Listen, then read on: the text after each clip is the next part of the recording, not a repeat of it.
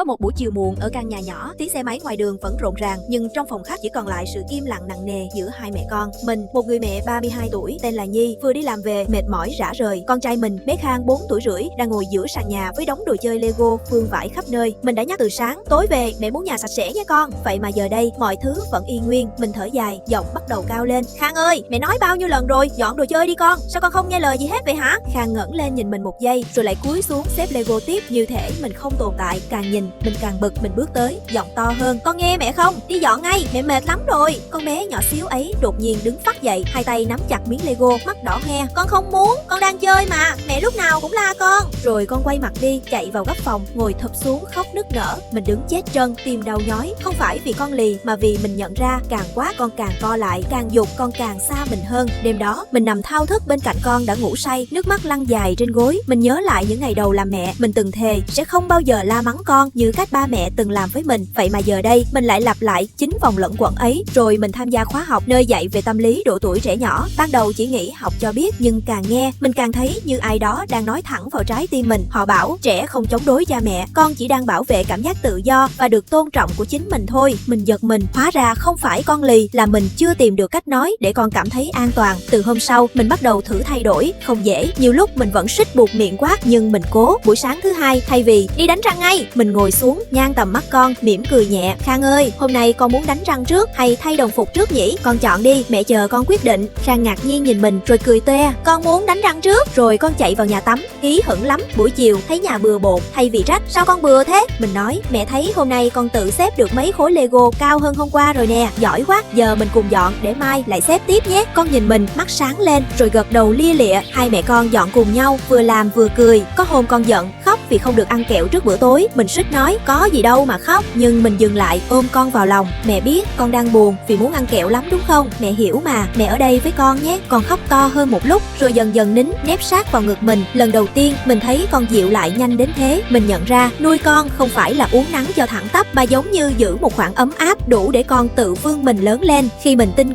con cũng tin vào chính mình. Khi mình kiên nhẫn, con học được cách bình tĩnh. Khi mình tôn trọng cảm xúc của con mới dám mở lòng. Giờ đây mỗi tối mình vẫn mệt, nhưng là cái mệt nhẹ nhõm hơn, vì mình không còn cảm giác nói hoài mà con không nghe. Thay vào đó là những cái ôm, những nụ cười và những câu chuyện nhỏ con kể cho mình nghe. Mình vẫn đang học, vẫn chưa hoàn hảo, có ngày mình vẫn lỡ lời, vẫn căng thẳng, nhưng mình biết ơn vì hành trình này. Nếu bạn cũng từng thấy càng nói con càng không nghe, hãy thử chậm lại một chút, thử nói khác đi. Biết đâu không phải con lì lợm, mà chỉ là mình chưa tìm đúng ngôn ngữ để chạm đến trái tim con thôi. Và mình vẫn đang trên đường học làm mẹ đúng hơn một chút, chậm lại một chút, yêu thương nhiều hơn mỗi ngày.